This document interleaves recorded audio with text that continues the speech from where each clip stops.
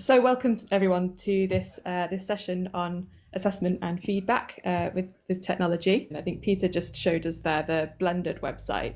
Blended is a project that we are working on at the moment, which kind of started towards the beginning of the pandemic, and is all about kind of creating and sharing resources to support blended learning. And obviously at the beginning of the pandemic that was more to do with kind of remote delivery of things, and now it's kind of more about embedding the use of technology and kind of bringing together the physical world and the digital world, and how technology can kind of support with both, I suppose.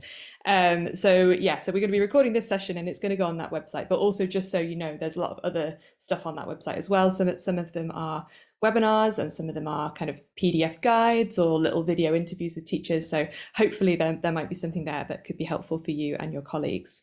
So as I said, we're going to start off with a little bit of a Padlet activity, and hopefully this is going to be a good opportunity for people to sort of share a little bit about what you're doing already in school, and we're going to use Padlet to do that. So actually I have got the link which I'll drop into the chat now. So there is a link here to a Padlet board. Just a show of hands, has anybody used Padlet before, just to sort of, so I have a bit of an idea? So maybe some people, but probably not everyone. That's good to know. So we'll just show you what it looks like briefly. Thank you, Peter. So basically Padlet is kind of a way of making like an online notice board where you can share ideas. And you can see this particular Padlet has not got very much on it at the moment. Peter has added a kind of PDF to it that shows you some of the different layouts that you can use, because the one we're using right now is kind of just a blank open space where you can place things anywhere. It's a little bit like a digital version of having a big piece of flip chart paper and post-it notes as the kind of classic sort of staff meeting activity. But obviously it's great because you can do it online. But there are different ways of laying things out, and some of them can be really helpful for use either with the teachers or with children. And Peter's just showing us a few of those now. So if you're interested in using Padlet a bit more, that might just be helpful to be aware of. But what we're going to do with it in this first activity is, if you click on the little icon in the bottom right hand corner that has a plus, you'll get this little box that pops up, and in that box you can add some content. So you can add some text, or you can add a picture, or all sorts of different things. You may have spotted that there was space to write a title, and actually that is the first thing that we're going to ask you to do. So, or it says subject rather. So in the subject, it would be great if you were happy to share, what did I say? Your name and your role. I know some of you are computing leads, some of you class teachers, some of you leading phases, and maybe your school as well actually would be great.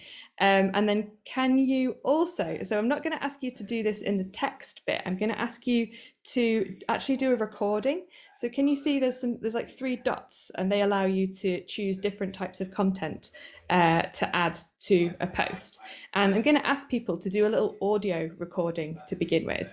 So if you click audio recorder, you get a little window that pops up, a little audio booth, and then when you click on the little icon, it starts recording. And what I'd like you to do is basically share something that you are currently doing in your context as far as assessment or feedback. So it might be a tool that you're using, it might be a strategy that you're using in terms of how you get maybe the children to think about their own progress, or how you communicate between teachers and pupils. And it would be great if it involved technology, because that's what a lot of our session today is focusing on. But there might be other things as well that could be important things for you to mention. So you're going to record what you say, and then if you press the pause button, you can see at the top it says playback and save. And if you just click that, it gives you a chance to have a little listen and make sure that you're happy. Yeah, there you go, you can hear me blabbering on. And then if you press save, then that's going to record that little snippet for you. So that's the first thing to do. And if you press, I don't know if anyone, so a few people said they had used Padlet before. It used to do this thing where when you were halfway through posting, you could already see everybody's posts. It's changed it now, so you won't be able to see anyone else's post until they've published it, which is kind of nice, I think, because it means that you can kind of work almost a little bit in private and then share what you've written. But once you have posted it, you'll be able to see other people's posts come up. You'll be able to have a little bit of a listen to what they've recorded, and then you'll be able to respond to it. So you can see there's 2 ways of doing that. There's a rating, not necessarily rating the person or their recording, obviously, but more if you've used a tool that somebody else mentioned, it would be great if you could give a star indication of how you feel about that particular tool, because then we'll get a sense of what people recommend. And it also, if you have any reflections or thoughts or feedback on anything that somebody has said, maybe you've done something similar but with a slight difference, then you can click the comment icon and you can type a comment as well. So as we go along, hopefully we'll start to get some different examples and some different responses to them. Even when you've done that and you've had a go at recording audio and responding to a post, you can also press the plus again, the little pink button again, and you can have a go at making a different type of post. So maybe you could try adding a little photo where you're waving, or a little audio record, or a little video recording, whatever you fancy really. But there's quite a lot that's possible in Padlet, so it's really just an opportunity for you to explore it and see what is possible really. Okay, so does that kind of make sense? So hopefully I think everyone should have the link in the chat. And if you click on it, you should be able to get started. I think we'll sort of have about 5 minutes or so to do this, but we'll be keeping an eye on the Padlet, so we'll have a sense of where people are up to. And if you have questions, feel free to just drop back into the Zoom meeting, and we'll answer those either in the chat or verbally.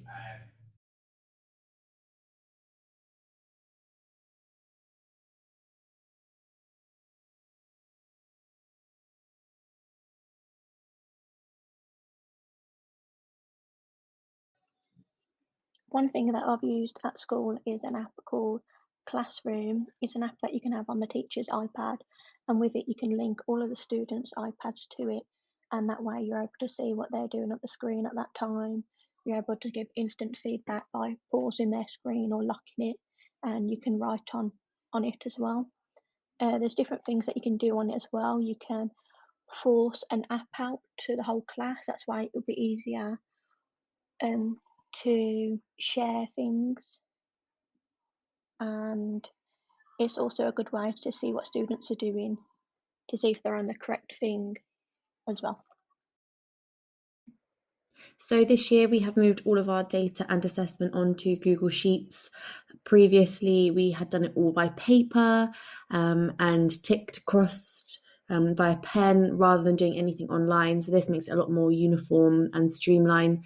We can look at previous years ready to have our new classes, and it will just make everything a lot easier to use. I think that's all password protected, so it's nice and safe, and it just means everyone's data is exactly where it needs to be and when it needs to be as well.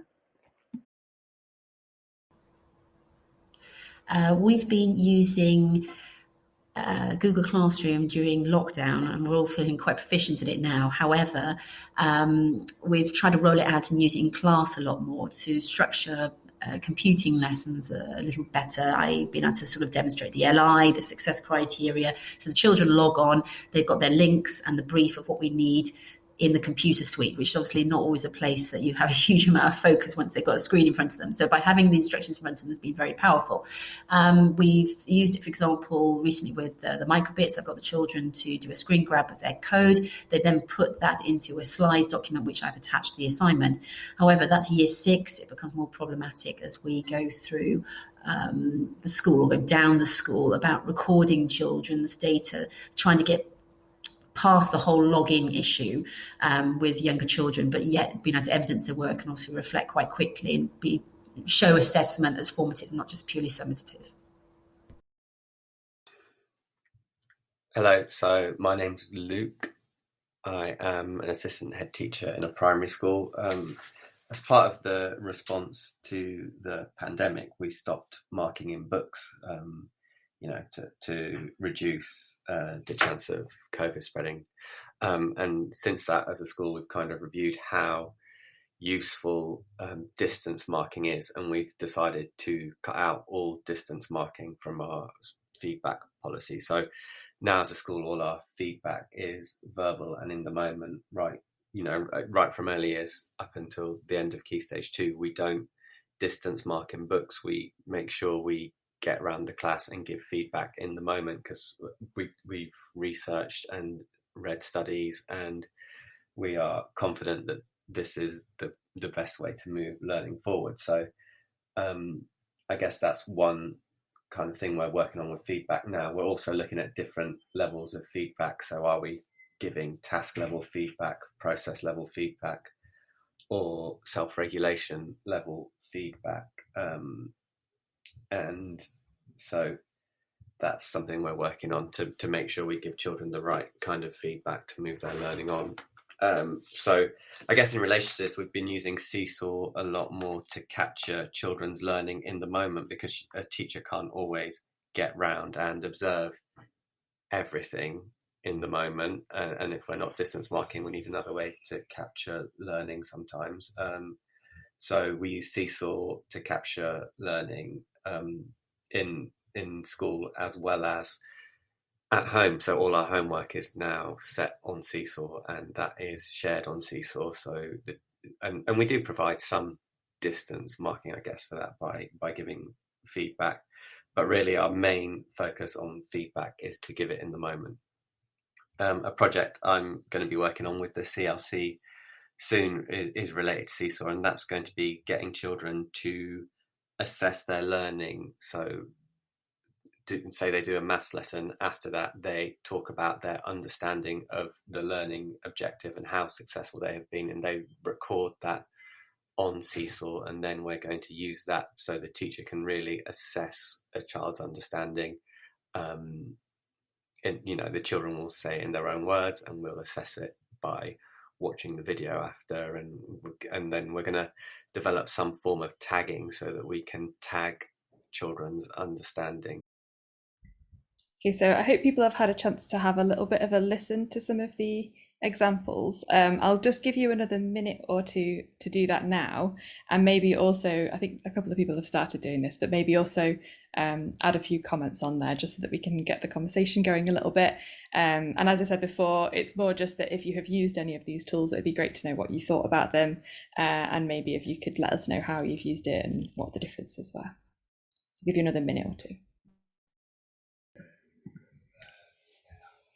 Okay, brilliant. Thank you, everyone. So hopefully people have had a chance to, as well as post, to also have a bit of a listen to the post. And I can see that there is also some comments coming through, which is really nice to see.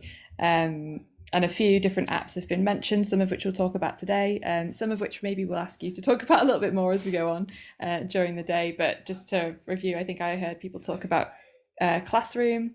I heard people talk about Seesaw, Google Classroom, and different ways of using those tools as well. So thank you for giving such kind of detailed explanations of how you're making use of those tools to support assessment and feedback in your schools. Okay, so I think for the next session, I'm going to hand over to Sarah, who's going to talk us through some examples that we've seen previously from sessions like these, and maybe give you a bit of a chance to talk about some of your own examples as well. Great, thank you, Rowan.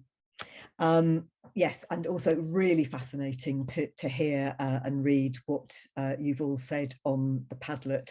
And something that kind of just struck me is actually knowing some of your schools quite well, how far your kind of approach and kind of policy, if you like, to assessment has come, how it's been informed by your experience during the period of remote education provision, and how you've kind of absolutely built on that.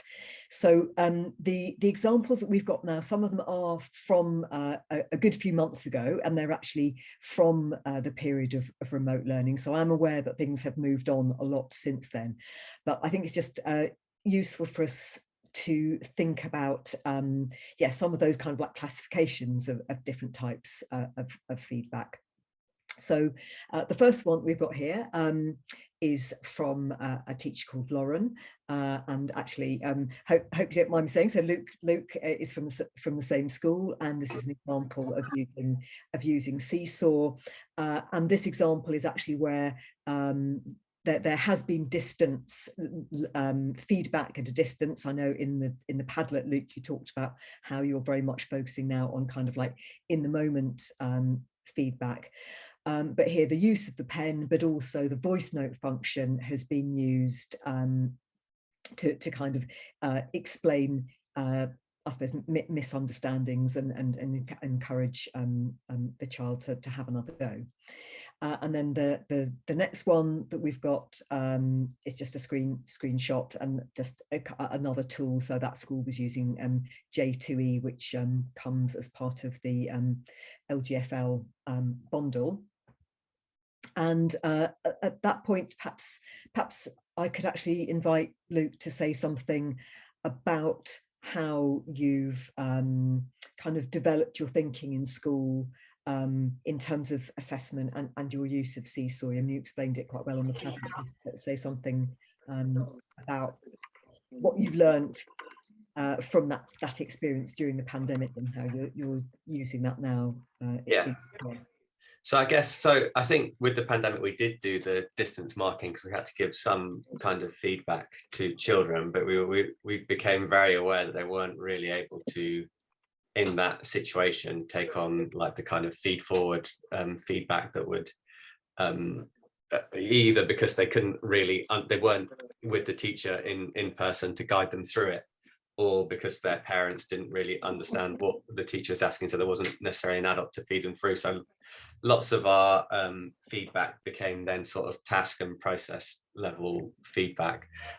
What we're doing now with Seesaw is we're still using it for home learning exclusively. So all our home learning is on Seesaw because we want to keep those skills, have the children using those skills, but we're also looking at how we can use it to record in class. So there's always iPads in the class and children pick it up and record what they're doing. So it's a way of, so because our feedback policy has moved from any kind of distance feedback now, we don't mark in books anymore because from studies show it isn't the most effective way of giving feedback, and we've taken that on board. We felt we didn't see, when we weren't able to mark in books because of the pandemic, we didn't feel there was a massive drop in standards of feedback.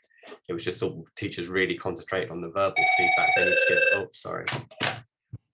So we have that, we continued that policy, post pandemic and post lockdown. Sorry. I'm just going to have to respond to this and then call back. Well, I think that's really interesting to hear. Sorry, I'm back now. Yeah, so what we're doing with Seesaw now, so as part of our feedback policy, we're looking at solo taxonomy. And so a project that I'm doing with the CLC, we're doing a bit of action research, and what we're going to try to do is for children to reflect on their level of understanding when they've, let's say, a maths lesson, to at the end of a maths lesson reflect on their level of understanding, post their level of understanding in Seesaw, and then have tags. So a teacher can then go into Seesaw, click the tag and look for children who feel that they don't have a good level of understanding, and then know to respond to that, and also look at the children who have a high level understanding and know how to set work for them. So that's what we're looking at now, using it for self-assessment, and that will feed back into the teacher's planning and assessment. Have I explained that okay? Or any questions about that? That's amazing, Luke. Thank you. Really, really fascinating. And just kind of, I suppose it's like how you're using all of those affordances of the Seesaw platform, but really underpinned by really good kind of theoretical understanding about assessment. Leslie, yes, you've got a question. It was really interesting what you were saying. I'm just curious to know how often you do that. I mean, how that level of reflection, that sort of turnaround, so 360, is that a daily thing, a weekly thing, so at the moment we're using this sort of this strange time to experiment with a lot of things. So we are experimenting with feedback. So we generally have like a project that we're doing over a term. So at the moment we're looking at this the solo taxonomy, and we've got a term for all the teachers to experiment with it, see how it fits, try different displays, different frameworks, and then we'll all meet as a staff, talk about what worked and what didn't, and then eventually we're going to write a new feedback policy from it.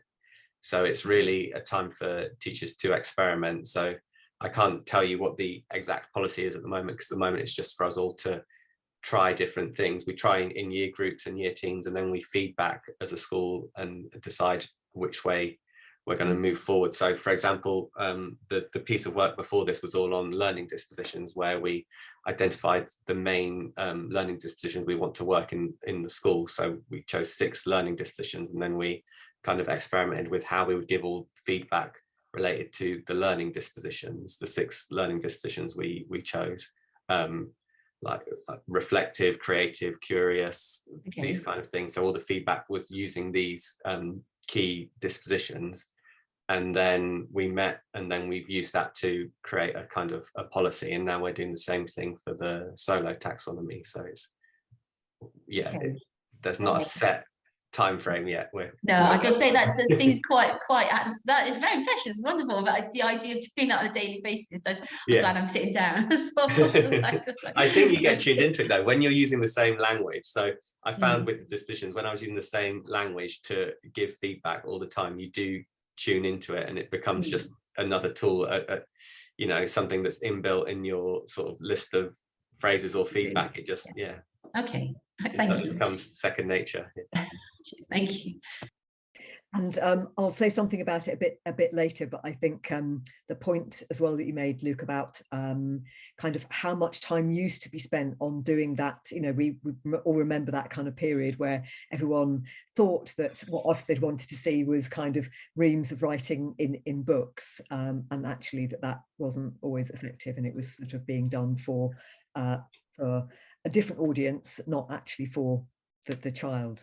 So I think we've got some really interesting points there. So we really considered who the feedback is for, because, you know, quite often you'll write a question in a child's book and you'd want them to respond to it, but they wouldn't be able to because you weren't sat there with them. So is that a purposeful thing, or is it an accountability thing? And so we really thought about whether actually that's just become an accountability thing, that we have to give this kind of feed forward question at the end of every task, and how much time it was taking versus how much time could be used for planning better learning experiences. Yeah, really fascinating. Can I just at this point welcome Felicity, who I know is joining us from Australia, which is very exciting. And I don't even know what time it is with you, Felicity, but we're absolutely delighted that you're joining us today, and hope that you'll be able to tell us a little bit about what you're doing in your school, and just also be really interesting to kind of have a contrast in terms of an education system. I'm going to crack on with a few more examples, but we will come back to some discussion, but just to kind of whiz through, I suppose, just kind of prompting us around kind of different types of feedback and uses and tools. So the next one is from a school using Microsoft Teams, Office 365, and it's kind of very much kind of text comments, and also I know that other schools have been using Google Classroom, so there's an example, I suppose, of that kind of, I suppose, that distance feedback that Luke was talking about. But of course, also it doesn't just have to be text. This example, which is on the J2E tool, this was during remote learning, but kind of like a visual for immediate affirmation, kind of personalized to that child. And then the next one, we've got also J2E and the kind of use of speech bubbles there. So kind of, again, personalized and exchange with text. So that kind of exchange between the teacher and the child. And then another one from Billy, using Google Forms, so kind of assessing at the end of a unit, finding out what children knew, and then kind of actually using the Excel spreadsheet that's generated by Google Forms to get a sense of what the understanding had been across the class. And then we've got another Google Classroom example here. So a kind of different type of question format, and very much more like that instant feedback that we've just been talking about, and not just kind of information for the teacher, but that exchange between the child and the teacher. And then the next one, from Ola is a kind of, I suppose, more of a kind of adaptive response. So it's not just giving a right or wrong feedback, but there's kind of supportive follow-up, and that's built into the Google form with kind of additional teacher comment. And we've got another instant feedback in Google Forms, and the next one as well from humanities. And then just moving on to the next one. So also that school using Class Dojo. This is again during remote learning, but that kind of involvement of parents as well. So sort of a video sent from the teacher, kind of very personalized, with some prompts actually for how the parent could support the child as well.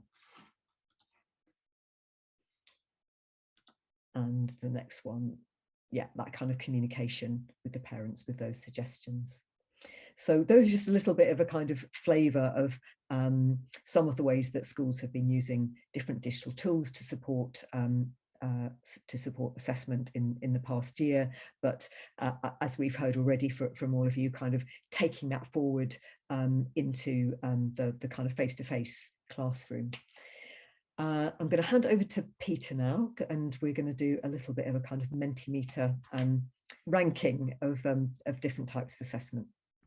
Yes, thank you, Sarah. So we wanted to give you some more hands-on activity. I'm going to try doing two types of questions. So the first is going to generate a word cloud. We hope if you're able to submit some words and phrases, and then once we've had a moment or two to do that, we go on to the second question, which will be a ranking question. So I don't know if you've used Mentimeter before, but all you need to do is to go maybe in a separate browser window or on your phone or other device, whatever works for you. If you go to menti.com and you enter that code 71972289, you won't see the screenshot that I've put in the slide yet, but I'll share that with you later. But you should have the opportunity to enter as many as 10 times any words or phrases that you would like to do. So we thought we should have a nod in this session to the different types of assessment, the different genre, if you like, of assessment that exist. So, and some of this we've touched on already. So the first question was, what types of assessment do you or colleagues regularly use? So that should be live now. If anyone gets to it and finds it doesn't work, give me a shout, and I'm just going to check it out on my own phone and go on mute for a moment. So here's our word cloud taking shape. Thank you very much. I'm going to take us on to the next question now. So the ranking question.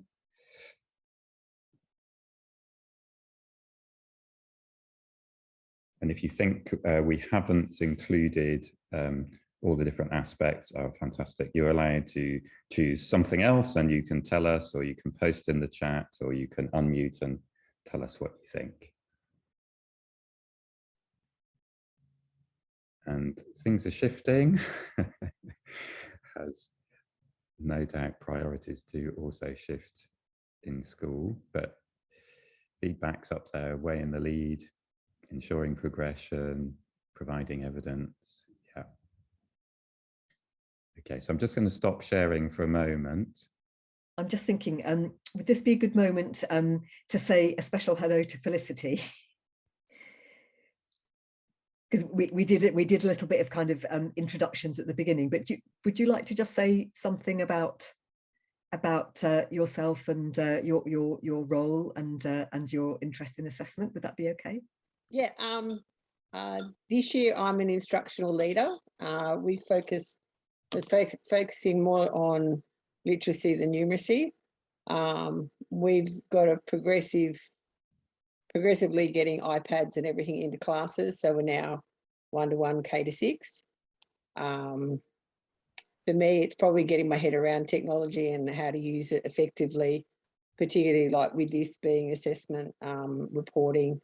Everything's becoming very data driven, but how to do it effectively so that we're not spending copious amounts of time doing it, but also that the kids see it as a tool for learning, not just playing the whole time. So yeah, so I thought I'd come and have a listen and get some ideas, hopefully.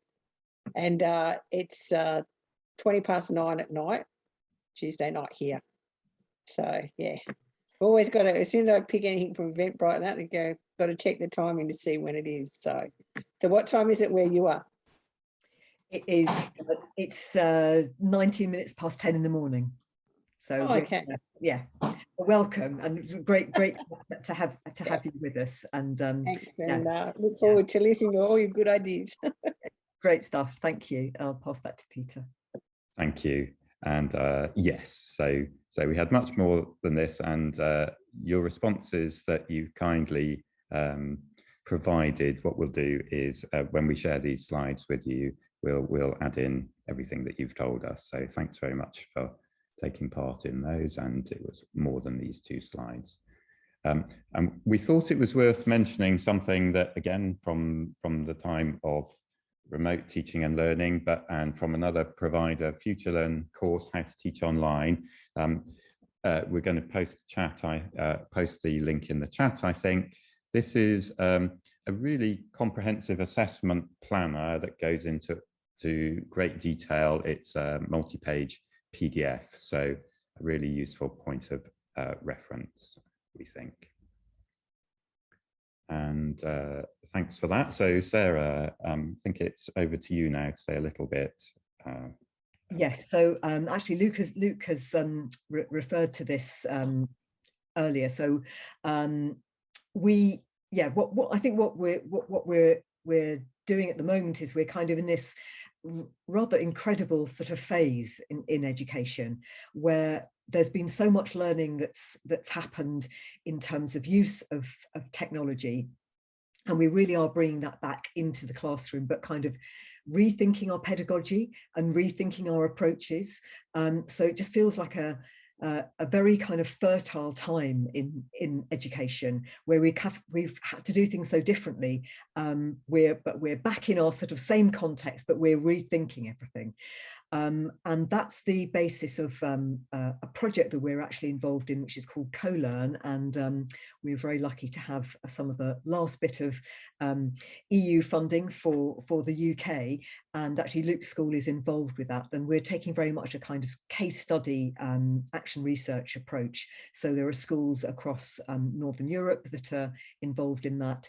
And each school is doing a kind of a series of case studies around use of technology to support learning, and the first of those is around feedback. So we will keep you posted about that project, but just to kind of, I suppose, to give that context, that this is actually something that schools around the world, and we're really pleased to have international attendees today, that we're all thinking about. So just to give a little bit of additional context there.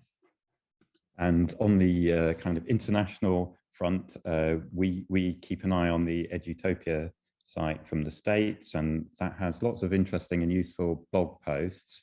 So again, in the context of rapidly changing world, and sometimes we're teaching remotely, sometimes we've got a mix, we thought this was a useful resource to refer to. So I'm just going to click on that now and scroll through. So on the theme of formative assessment and strategies that will work both in the classroom and remotely, lots of great ideas here. Probably many of them you've come across already, but I like the way that so much is packed into this blog post. Some useful reminders for me, definitely.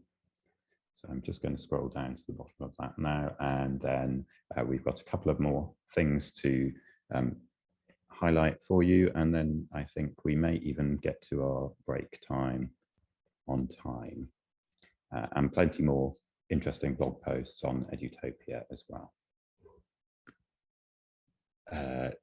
just to point out as well that there are some no-tech and low-tech solutions. I'm sure you're using many of those in your classroom still, and an app that's been around for quite a while that has been useful from the point of view of classrooms where only the teacher has some technology, such as an iPad. Students are in class. Plickers, you may know, you can print out a whole load of cards with a code on, but during the period of remote learning, Plickers has also come on by leaps and bounds, and there's also a hybrid or e-learning mode for Plickers as well.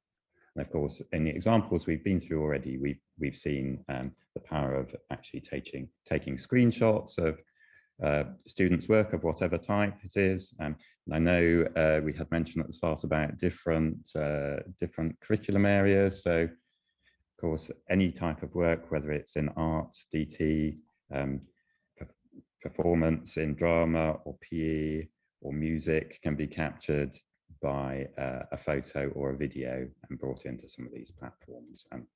And that children can be writing on mini whiteboards, in their books, using a whole range of tools.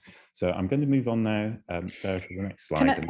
Can I just, sorry to interrupt, but we just had a question from Leslie, which actually I think maybe this particular slide could be quite a good answer to that question, about assessing and documenting for Key Stage 1. Just out of interest, just a show of hands, has anybody used Plickers before, or does anybody know you have used it before? Okay, well maybe this helps, maybe it doesn't, but just to explain Plickers for those who haven't seen it before, instead of it's like you can ask a question on the board, and instead of the children answering the question through a device, they have a print of a code, and you can see an example of one of theirs. So it's basically like a QR code, and they might have like 3 different QR codes that they can use depending on their response, or maybe 4. In the example in the picture, it's a multiple choice with 4 possible answers. So they hold up the code that corresponds with the answer they want to give, and so they just use a piece of paper, and then your iPad scans the codes from the class, which you can then use to kind of support further progression. And there are some different ways of using it as well that are maybe a bit different or possibly better than the example that I described. Did you want to say something, Leslie? I did feel that Plickr, it's one of those things, it's a wonderful thing, and they love it because you scan around, like you said, with either your phone or an iPad, and all the charts go up, and I think you can relate it to a particular child, because I'd used it a few years ago, but I just found it rather onerous if you're doing it for what's wrong with that, you know, if you can't that's true. It's technology for technology, it's a lot of work for not a lot back, if I'm being honest. If that, sorry, it's a bit harsh. Yeah, no, that's fair enough. I mean, obviously we're kind of we're very agnostic as far as technology that we talk about here, and you've got to try it, haven't you? So it's really helpful when people have experiences of using technology and can tell us honestly what they thought about it. So thank you for that insight. And yeah, I guess it's one of those things where I'm sure that there are ways of using it, or people that have found that they've had a better experience with it, but at the same time it's really good to know the pitfalls, and that actually there might be completely tech-free solutions to the same problem that might sometimes be easier and more accessible. So, you might find it, my daughter's secondary school found it a lot easier, because often you're a single subject teacher, if you like, and that becomes a far easier thing to manage than as a primary school teacher, where you've got so many different variables, like jack of all trades, I think so. Yeah, absolutely. Yeah, but thank you for that insight, that's really helpful. And that's a great segue onto the next section as well, so thank you very much, Leslie. So I'll share the screen again. Something quickly about Seesaw is that one of the beauties of Seesaw is that children can access it via a QR code. So actually for younger children, that's often been a good solution. Yeah, and you also don't necessarily have to, when you add, and maybe we'll talk about this a little bit more later on, but when you put things in Seesaw, it doesn't necessarily have to be the case that every child does that simultaneously. And what a lot of people do is they'll do whatever the children are submitting, they might do it on paper, and then you might add a photo of that to Seesaw. And so you can have, obviously it takes time. It might mean that they take turns and they pass an iPad round, or it might be that somebody goes round and speaks to the children, but you can quite quickly submit work with only one or a few devices. Great. Okay. Peter, would you be able to open up the poster link? So this is from the Education Endowment Foundation in the UK. So the Education Endowment Foundation in the UK is an organisation that supports research projects in schools. So it's really looking at kind of evidence based approaches in schools, and they've written a lot about feedback, and I think this is particularly helpful, this poster, because it summarizes a lot of those kind of theories about feedback, and uses evidence from their different kind of research projects to describe what works and what doesn't. So just to kind of pull out a few things there, that thing about kind of like the timing, which we've already talked about, so that kind of instant feedback, the fact that verbal feedback is often the most powerful, so thinking about kind of how you use verbal feedback, that you need to really think about the effectiveness of written feedback in terms of kind of the time it takes, and kind of they talk about kind of opportunity cost in terms of teacher workload, which I think was definitely something we were experiencing a few years ago. They talk about the importance of having a policy, which we've already talked about today, and looking at that kind of moving learning forward. So I think it's well worth having a look at this and the associated report, and also just in terms of kind of technology and feedback. There's also another report that they've put together talking about how technology can improve feedback, but not always. So I think it's also, we have to kind of make really careful judgments. So we'll put all of these links in the kind of follow-up slides that we're going to send you. So definitely worth doing some reading. And we were hoping to have Rosendale Primary School with us today. I know things are challenging in terms of releasing teachers at the moment in schools, but we were involved with one of the Education Endowment Foundation's research projects with Rosendale, which actually was about metacognition. And the project started using one tool, and then Evernote, and then moved to using Seesaw. So we've written up a case study about that. In fact, Rowan wrote that. I don't know whether you want to say just a little bit about that, and we'll have the link for people to kind of read it in depth. But it's been a very interesting journey in terms of Rosendale's approach to metacognition, combining that with a use of a really good kind of digital portfolio tool. Yeah, I think as with every example that we've kind of been talking about and that you guys have been sharing with us, it's a good example of the fact that it's not really about the tool, it's about what you do with it. Although it does seem like quite a lot of people that have had some success with Seesaw, which is nice to see. We really like it, and yeah, I think when we worked with quite a few different schools as part of this research project to get them using it, and it seemed to go down quite well. But I guess the thing with Seesaw is because it's kind of what's the word for it? You can kind of think of it as a bit of a sort of like digital repository, like you're kind of tracking all of the things that you've done, and then you can like look back over it. And I guess the thing about that particular project that was sort of particular and sort of helpful in terms of not just the technology but about the pedagogy and the way that it was used was the way that the kind of structure around which those reflections took place, and the way that kind of metacognitive approaches were used, so that children could kind of think really specifically about their own learning and about what they might need to do to progress. So it was one of those projects where, as well as having showing kind of promise, particularly in maths, in terms of its impact on learning, it was also something that the children felt very positive about. And I think that the teachers reported it being quite empowering for the children in terms of sort of taking responsibility for their own learning and progress. and to say that there were about 50 schools that that took part in that research project. So Rosendale kind of came up with the, if you like, the approach and the methodology, and then trained other schools in using that. And that was kind of fully evaluated. So there was a good amount of data, if you like, that from all of those schools to show that there had been real kind of progression.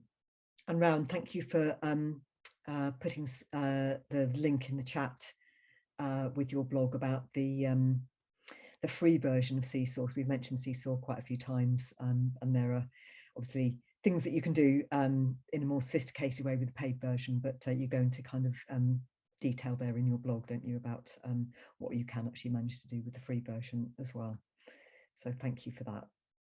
We were talking earlier about a European project that we are involved with, looking at kind of case studies around feedback. There's another European project that we are involved with, and this session is going to be kind of part of that programme, and it's called Empower2Learn.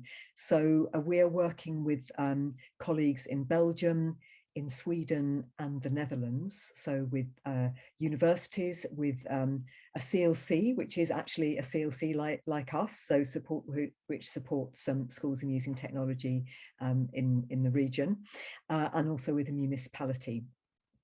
And what the project is about is exploring how technologies can support personalised learning. And we're going to talk a little bit about that. So Peter, I'm going to hand over to you in terms of what do we mean by personalisation? Thank you very much, Sarah.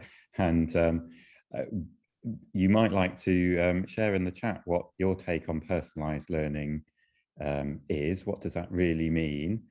All sorts of, it's one of those words, like many in education, that mean different things to different people. And I've just put a couple of screenshots from some quick discussions we had recently with two different groups of teachers. So maybe you'll see something that resonates with you there, or maybe you've got a different take as well. Please feel free to add that into the chat. But we thought we wouldn't have a long discussion now. And in the project, we've had to have a little bit of a compromise, and we've delved into the academic research as well from the past 10 years or so about what do we actually mean by personalised learning. And as Sarah's described, working with partners abroad, it's really stimulating because we're each in our own specific setup, and schools vary too in their approaches. So the working definition that we've got, you'll see over there on the left-hand side, and we talk about empowering students and students becoming active in their learning, as well as tailoring to their specific needs and abilities and interests. And again, we could spend a lot of time on this, but drawing on some recent research, we've got a list of 7 dimensions, and that could be expanded much further. So that's our working definition. And again, we've talked about Seesaw already quite a lot today, but the stage of the project that we're at the moment is putting together a toolkit for teachers, and we've got a number of case studies that will be published, and Seesaw is one of those. And the device that we've got to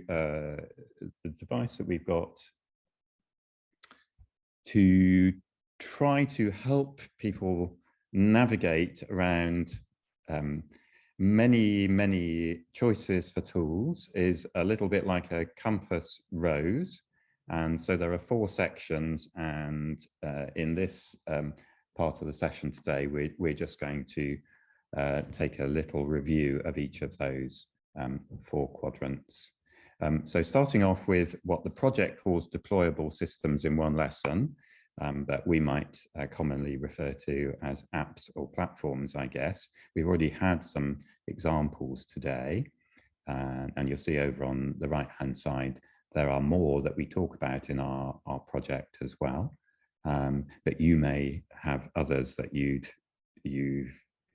had good experiences with also. So these are things that a teacher can use to personalise learning in one lesson or many, but in a simple way. And we've just included 4 of our favourites here at the CLC. These aren't recommendations or a selection. We use these regularly. And although we haven't used a Jamboard today, we do use Jamboards in many of our sessions in terms of personalising responses from teachers. So please do share any of your thoughts about any of these tools. And this slide just identifies some of the opportunities from a personalisation point of view that these tools could offer, but these aren't exhaustive explanations. And Kahoot, I think we've talked about already, and Kahoot's been around a long time, and it's a great way of creating quizzes and the whole aspect of gamification. I know in some quarters Kahoot receives a bad press because sometimes teachers feel it's just a little bit gimmicky and that students might be just focusing on the competitive part of the quiz or assessment rather than the actual learning itself, the knowledge or the skills. But I just wanted to point out that, again, as in common with many apps over the past, platforms over the past couple of years, Kahoot, with the paid-for version, has an option to use quizzes and the other forms of activity that you can set up in Kahoot as self-paced learning paths that students can do at home or in school at their own pace. And that could be for revision, or it could be in a different context as well. And there's a link there to a blog that explains that. And we've got an example linked to one of our projects that we've been running for a couple of years, and it, I guess, inspired by the project and the excitement that generated with a number of schools collaborating. Example in the period of remote learning, where Kahoot was really successful. So please share any thoughts you have on Kahoot or any of the other tools. We'd love to know what you think. Again, we've talked about Padlet, but another example of pupils using. And I think, Sarah or Rowan, you've got a little bit more context for this example, haven't you?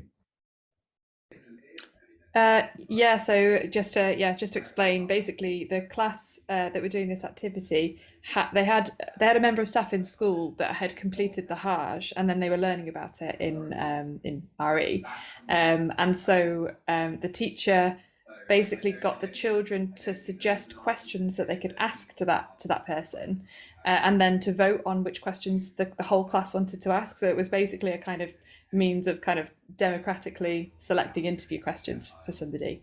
And obviously we used the same feature earlier on when you did your voice recordings on Padlet as well.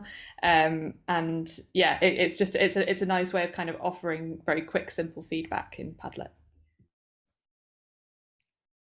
Thanks, Rowan, and Leslie, thanks very much for your comment about Kahoot. Really good to know. A fun approach to assessment as well. Why not? And moving on to the next quarter of the Compass rows, again, complete platforms linked to one discipline is how it's described in the project. And we wanted to have a little bit of hands-on at this point. And a platform that we really like, a free maths platform, and I don't know if any of you use this at all, is GeoGebra.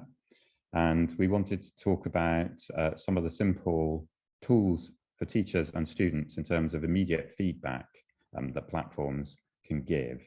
And whilst this doesn't appear in the list of apps which are examples in the Empower2Learn project, we think it's a great resource for schools to use. So I'm just going to talk you through joining one of the GeoGebra classrooms if you'd like to do that now, and then I will share my screen to show you what the teacher dashboard looks like.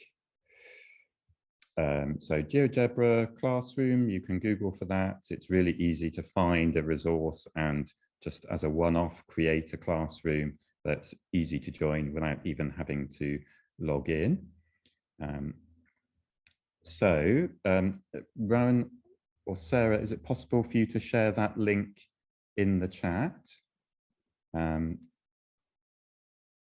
What you need to do is not bother to sign in, but just give yourself a name, a nickname if you wish, and choose that option at the bottom of the screen and start.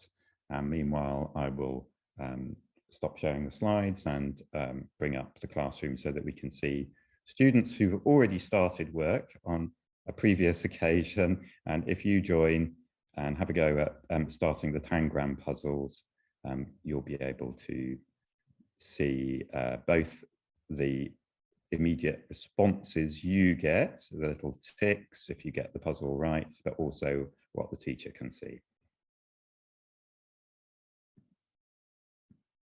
And that code's up there in the right-hand corner as well. You'll be able to see the URL. Amazing, the class has grown to 11 students, fantastic. And so you can see there's a bit of live view of how you're all faring.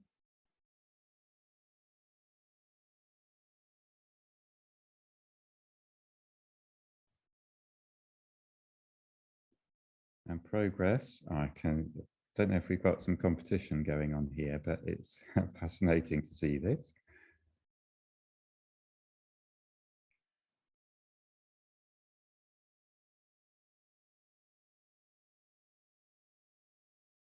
Well, I'm just going to give you a moment or two to complete at least one task if you'd like to. And of course, you can carry on at any point. Amazing. Some people are super fast. Anyone like to comment on the feedback that you got as a participant, as a student? Feel free to. So very simple tool, but quite powerful, I think. And I've just picked out one resource out of many, many thousands that are available. Yeah, so if you've not used this platform before, you can browse for a resource, and then at the top of the screen, you'll see create a lesson, and it's really easy to use in an ad hoc way. And there are opportunities to integrate more fully with tools like Google Classroom as well. So that's one that really appealed to me with that feedback element. Okay, next thing we're going to do is a tool that's again been award-winning and is used all over the country, learning by questions. And Cara, I know very opportunely you've sent in an example based on learning by questions. So I've added that into our deck to show in a moment, but I'm going to take my life in my hands now and just try and show you learning by questions live. And at the moment, I've only got access to the free version. So I thought I'd go into one of the science resources, have a quick look in electricity. And if anyone else is using learning by questions as well as Cara in a moment, it'd be great to hear what you think of it. So you see there's a whole load of questions. I'm going to preview. Okay, so an electrical circuit is made up of only wires. Electrical circuit is how electricity is made. Okay, well, I haven't done my revision, so I'm just going to go for the first one. And I'm going to choose that as my answer. Immediately incorrect. A circuit isn't just made up of wires. Okay, so let's see if we can get the right one this time. Correct. Okay, and although it's covered up on my screen, I can see that I got an orange color rating. Let's just see if I can manage one more question. An electrical circuit is made up of wires, a cell, and other.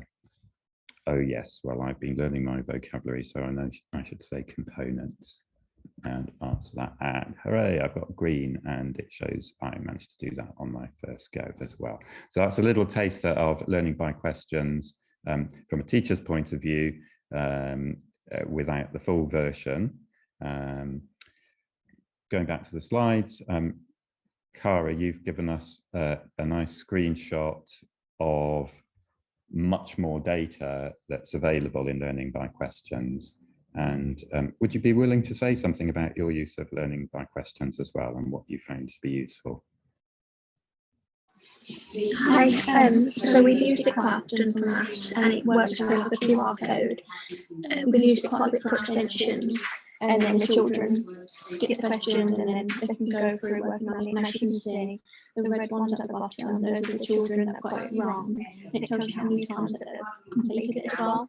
And what's really useful with it is that you can pause their screen and you can talk them through the answer, or you can like airdrop them your board and then you can go through it as a whole class. So then it's just easier for picking up mistakes and everything. And then the two little screenshots along the side is just a comparison between the two classes, so it shows you how many responses they've got, how many participants and how many people got correct. So if you need to go over them, it's easy for that. Sarah, can I ask, do you use it for particular subjects, or do you use it across the curriculum? We use it across the curriculum, but we mainly been using it in maths to begin with. We found it most useful for that. Thank you. Really, really good to actually hear from a school that's actually using it, that you found it useful. Yes, like many platforms, a lot of the content is free and it can be used as a teaching tool. If you want the full access, then there's a subscription, but it is run by a charitable organisation. And the next example that we want to have a quick look at, again, an opportunity for hands-on if you wanted, is an MFL one.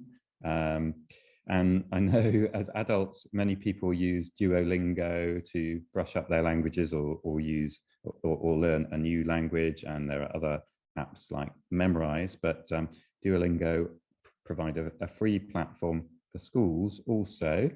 I'm midway through just starting to learn a little bit of Spanish. Again, you may be familiar with this, but I thought I'd just try and go on to the next question. And again, an example of a platform where, if you like, there's multimodal input. You have the visuals, the sound, you have text, you have instant feedback as well. So I managed to get the first question right. I'm not sure what the next question is going to be, but the platform is adaptive, and the more you use it, the more it will adjust to providing you with what's needed to practice. So let's have a look. Which of these is man? Okay. Well, I do know this one, so El hombre. Let's see if I can get this right. Let's check that. Okay, well done. I've got it right. Well done to me. El hombre.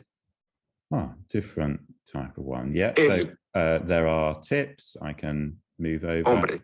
and get some prompts as well. So let's have a look. Write this in English. Let's try let's make a silly mistake. Okay, so just telling me the correct solution. I guess there's no two ways about that. So let's have a go again. So I don't know if anyone has logged into the classroom, but I'm going to switch to that now, Duolingo for Schools. I've got 2 students who started earlier this morning. If anyone does want to join, you'll be able to access that and try it out. And yeah, I've got a simple dashboard here. And because my students just started first thing this morning, no one's actually completed the first assignment, but it's quite a nice tool. lots of different languages available, including all of those most commonly taught in UK schools. So a taster of another platform. A couple of examples from teachers up next. Sarah, did you want to say anything about this example that we had from our last session? I think Rowan was going to say something about yes, that. It was from the maths forum. Sorry, I was just halfway through answering the the question in the chat, which was, do you need to create an account for Duolingo? You can, for Duolingo, you can either use your Google account or your Facebook account, or you can make an account with an email address and just choose a password, just to answer that question while I'm speaking anyway. Sorry, Peter, what was your question? No, I'm sorry. I remember now that the point about this was the nice example where this is a Google form, but taking things to the next level by depending, it's a conditional form, so depending on what the child answers, they get redirected to a video with explanation of correct approach. Let's hope we can. I think that's from White Rose Maths as well, that one, isn't it? Yes, that's right. So so this was an example of, if you like, of two platforms integrated together. And then another app, Socrative, that's a very flexible tool. So this was an example also from the same school. So anyone using Socrative at the moment? I can't see the chat, so colleagues help me out or unmute if you've experience of using Socrative. And that also will generate lots of assessment data. I think it's used quite a lot more in secondary than in primary, isn't it, Socrative, because of that kind of ability to collate data on student understanding. Yeah, we've used, like where I work, we've used Socrative. I've used it more last year when I was wellbeing advisor. So with regards to behaviour management and, if you have detentions and tracking, like that sort of data. So it is good like that. It gives you, some good feedback and everything. It's just a matter, like anything, it's a matter of learning how to navigate it. We haven't used it so much like with assessments, just sometimes quick quizzes with regards to, with regards to notes and things like that. The platform we've probably gone ahead with is Shobi, which I think has a link in. You can link in Socrative with it, but we do a lot of our like setting assignments and things on Shobi. So then you can do different folders and stuff like that. But yeah.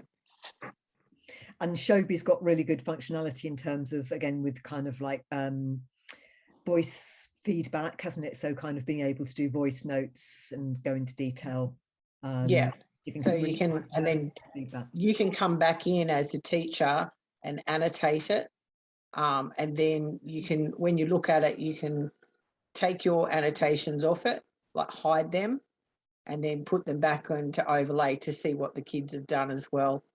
And there's voice recording and that sort of thing as well. So for like our kindies in particular and our infants grades, that's used a lot, and it's a good way to say you're learning, kids that have trouble with their learning or writing and things like that. It's just another way for them to show what they know without actually having to write everything down. So. Yeah, that's great. Thank you very much. And it's good to be able to include Shobi. And I know it's interesting we're often focused on, well, what does the teacher get out of this? What tools are there for the teacher? Can the teacher track where students have got up to? But from the point of view of our Empower2Learn project, we're also interested in, well, what are the direct benefits to the student? And in the name of the project, the empowering of students to take control of their own learning as well. Do they get instant feedback? Do they have some kind of dashboard to show their progress and offer them incentives to reflect on their own learning and look at where they can go next. Cara, you've just shared Flash Academy with us. Would you like to say something about that? So in my class, I've got quite a few EAL children. So we use Flash Academy, and you can choose their home language and then what language they learn in. So it's English, and it comes up with like different pictures, and they've got to find the word, and they focus on like phonic sounds as well. And you could also set tasks, and they earn like coins and stuff like that. So I use it often in the morning, just for like 10 minutes when they first come in, and it's just helping them learn the English language. It's quite useful to be honest. Thanks very much. That's really useful to know. So I'm just going to go back to sharing screen once again. And I've just shared something which is our Swedish colleagues use something called Binogi, which I think it sounds like it's a bit like Flash Academy. So it's got the opportunity to learn in different languages. So again, that's something that they have used with children learning Swedish as an additional language. Okay, and then the next quarter focuses on portfolio systems, and yeah, there's Seesaw once again, learning by questions, and some other apps if you look over to the right as well. And we know that many schools in the UK make great use of Purple Mash, which has a whole wealth of tools built in. I don't know if any of you have come across Caligo, the handwriting app. That's included as a portfolio system because although it's an app that's usable on tablets and iPads for teaching and practicing handwriting, from the teacher's point of view and the pupil's point of view, it does keep track of progress over time. It's not just a one-off activity. So something very specific there, and I think we've got So once again, some features that portfolio systems can offer that we've already discussed, and we've got a couple more examples here, I think. Yeah, and the power of video to reach not just one pupil or student, but potentially multiple students as well. Okay, and then our fourth section is grandly called Holistic Education Systems. And we know from the UK perspective, over this last period, government provided funding for Google and Microsoft, but there are other platforms as well that we've mentioned here. So I'm going to just quickly move through the next couple of slides, and then we've got a little bit more time for discussion and so on. And just to point out that for both those platforms, for Google Classroom, there are many add-ons and extensions, and some of those are for Google itself, some of them are for Chrome browser. So a tool that we've used a little bit here at the CLC for capturing voice notes is Mote. And for Microsoft 365 for schools using that, a range of comparable tools as well that can be used with Teams, including Microsoft Forms, and lots of support for both of those platforms online, which you may well be familiar with. A couple more examples as well. And use of emojis or symbols. And then there's a quick shot of the whole portfolio system within Purple Mash, which is integrated with the activities and a whole range of things that can be done within that platform, as well as the opportunity to bring in resources from outside the platform. Okay, so there's a quick summary of the Empower2Learn take on personalization, meeting students' needs using digital tools, so differentiation, and self-regulated learning is another way to look at students empowering as well. And can I just add something in there? I think it's, the whole sort of notion of kind of adaptive tools is something that's coming more and more to the fore in education. But like anything else, it's always about kind of how well mediated it is by teachers. So it's you know, you in the same way that you would use a platform like Seesaw.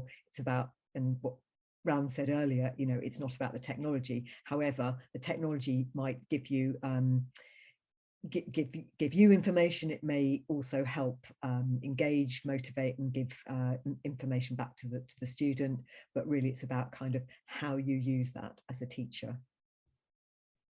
And Sarah, I know we're busy preparing 2 talks that we're going to give at the BET show in January, aren't we? On where we'll delve a little bit more deeply into personalisation and indeed the ethical aspects of when AI comes into education. Yeah, and also the kind of issues around commercialization, because we have to remember that you know, we're using tools and platforms which are commercial in one way or another, even if they're kind of free or freemium, and we have to kind of also be sort of critical in our judgments about things as well. So I think that's kind of part of being a modern teacher, being able to navigate that ed tech world. And what we didn't do in this session is we're aware that schools have got access and have many of them have subscribed or brought into a range of very specific assessment platforms and tools as well. So I think we haven't included all possibilities there, but we know that those can be very useful in some circumstances as well. And I guess from a kind of strategic point of view in the school is, once you've got a kind of ecosystem with different apps and different platforms, how do you make it manageable, and how do you get the best out of all of these tools and platforms and integrate them within the school? So any further thoughts you've got on that, we're really would love to hear. And we've got a couple of slides now. So yeah, if you haven't already done so, in whatever way you would like to record or remind yourself of one thing that you've taken from today that you'll use in the future, and maybe that will involve speaking to a key person in school. Make a mental note of that now. Notice that Cara put a question in the chat about evidencing work, and again, I think there was, you know, big emphasis on this a few years ago. Maybe that's changed slightly, but it's that kind of, I suppose, that whole sort of like tracking and moderation aspect of assessment, and maybe it's worth kind of opening that up to the group around what you're doing for evidencing. I think, sorry, from our point of view, there's been a big push on the wider curriculum recently. We've had a sort of mini Ofsted, if you like. We're part of a trial run there, and so it's interesting to see how maths and English, I think we adapt, and we've got different ideas up our sleeves, but it is subjects like DT and art, and how you. I know evidencing it's about evidencing and not assessing. Assessing, not evidencing. We shouldn't be confusing the two, but you do need to have something to talk about, and having young children with a fantastic project and that they've annotated, not just a photograph. It's that sort of dialogue. I think we're trying to really pin down in an easy way. I really like the Padlet. I was interested to know if the Padlet is something you can save down afterwards. So, for example, if you had a photograph of the child's work and the child then did a little typey thing and explained exactly how their beautiful contraption worked, would you be able to save that as evidence then, date it and say, look, this was the Autumn 2 project for year 3 or something? Is that doable? Yeah, you can. So in that particular example, there's like 2 ways you could do it. So and also to say, so Padlet it's freemium model, like Sarah mentioned before, in the sense that there's a free version, but then you can only create a fairly small number of Padlets with the free version. Okay. But what you can do is you can essentially reuse Padlets. So in order to, and actually this for some teachers integrates better in a way with their system, because what they would normally do is export it as a PDF and then save that PDF file in whatever system you have for saving or recording or evidencing things, and then you can delete all the posts and make a new Padlet. The other thing that you can do is if you have video or sound that you want to record or you want to save individually, you can export those from the post itself as well. So you can download the audio or the video file. So yeah, there's like different ways of doing it. Obviously, Padlet want you to pay for the premium version and do it that way. But say if you had 6 Padlets for years 1 to 6, could you just keep adding to the year 2 one, year 2 one, year 2 one for everything that, and then you change it, and then that would just move up to year 3 if you like. So you'd almost have a body of work for that year group going through the last few years. It would be free. We're desperately short of money. I'm sure we're not the only school who doesn't have iPads popping out their ears, and it is that. It's that sort of trying to photograph and upload for a class of 30 that it's not doable. No, you can do that. So we spoke to some teachers during lockdown who are using it basically as like a kind of like class notice board week on week. The children would be either the teacher posted activities or the children posted their responses, or the children could ask questions. It was a way of kind of communicating, and then at the end of the week the teacher just exported the Padlet and then deleted the posts ready for the next week and then put the next prompt on. It also meant it was easier to manage in terms of the kids accessing the Padlet, because if you had a new Padlet, if you had to make a new page, you'd have a new link, so then you've got to get the link out and blah blah blah. So if it's always in the same place, how big can a Padlet be? Can a Padlet just sort of go on massive forever? Absolutely massive, like impractically large. Okay. So you run out of like space in your brain before you run out of space on the computer screen. I think the key phrase I think one of you used was that it was the feed forward, and I think that's the thing we're often missing in assessment, is that we collect all this stuff, we assess it, unless you give it back there and then, like hot marking, what have you, it tends to just sort of be put somewhere and a child never sees it again, and they're not aware of their own learning journey in quite that way. And I think I'm very keen on having a very visual way that they can see, look, this is where I was here and look at where I am now, and Padlet or Seesaw might be a very valuable way of doing that.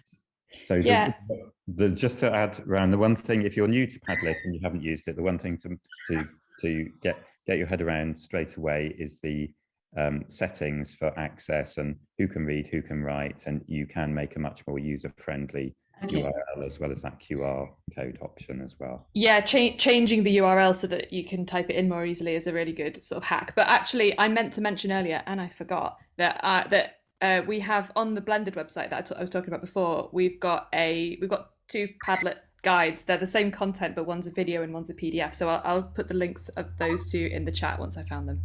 Thank you very much. Thank you. Cheers. Luke. I just wanted to say in response to Leslie, with Seesaw, we did the free trial and we created the portfolios, and then we showed SLT the power of it, and that was how we got them to fund it. So you can do the free trial for about maybe a year, but so what happens with the free trial is it won't follow the children up through the school. So if you want it to follow the children up through the school, you have to get SLT to approve the funding, maybe around April when the budgets get reset. You can do a little presentation and show them it, which is what I did with my team, and that was how we got the funding approved. And what sort of money are we talking about? Well, we're a massive school, so we're 3 form, so I don't know how big your school is, but we're 1.5. Yeah, I can't remember off the top of my head, but I want to say hundreds. Please say hundreds. I don't know. But I think get in touch with them and see. We were emailing them, getting in touch with them, and they were really supportive. The people at Seesaw. Okay. I think when we did join, then we were able to keep all the evidence from the first year into the second year. Once you're on. Yeah, once you've joined, they'll link it all up. They'll move it. Okay. They'll change your free account into your paid account. And is there an advantage, I know, these feelings about Seesaw over Class Dojo? Because Class Dojo is used a lot as a sort of behaviour system, but I appreciate it's got a lot more to it for the younger years. What their thoughts are on that, under Class Dojo? I've not used Class Dojo for that. We just looked for we were trialling Seesaw before the pandemic, and it seemed like the thing we would go for. We trialled Google Classrooms as well, but we found the younger children just couldn't get to grips with it. I don't know if it's changed since then, if they've made it more. There's a lot of logging in. Yeah. Whereas Seesaw, and every time the parents lost their Seesaw account, we could just email them the QR code and everything. So yeah, it's easy to use. Yeah. okay. Oh, thank you very much. Thank you. That's okay. I know there were some sort of questions about Class Dojo, and but there was something about kind of data. I think they've probably sorted that out now, but there were some question marks about it. But as a lot of schools using Microsoft Office 365 and Google Classroom, so I suppose having in terms of that repository, even if the younger children were not able to access it quite so easily, and there are lots of schools that are managing that okay, but actually having a place where you're going to have that sort of, if you like, those kind of samples and evidence. But I think you make a really important point, Leslie, which is about getting the children involved in that and getting them to talk about their work and getting them kind of active in looking back at their work to be able to get a sense of their own progress. And that was something that was done very much in that metacognition research project, which we mentioned earlier. Okay, we've just come up to past. Thank you all of you for all of your contributions. It's been really fantastic to hear what you are all doing. I think that's the real benefit of these sessions. And we will send out the slides and links to you, and please kind of keep the conversation going. I mean, we think this is a really fascinating area, and it's changing all the time, and we're involved in these number of kind of research projects as well, so it would be great to keep that conversation going with all of you. Thanks everybody. Thank you very much, everyone. It's really helpful. Thank you. Thanks for all your everyone. Good to see you all. Thanks a Thank lot. you. Bye. Bye. Bye. Bye. Bye.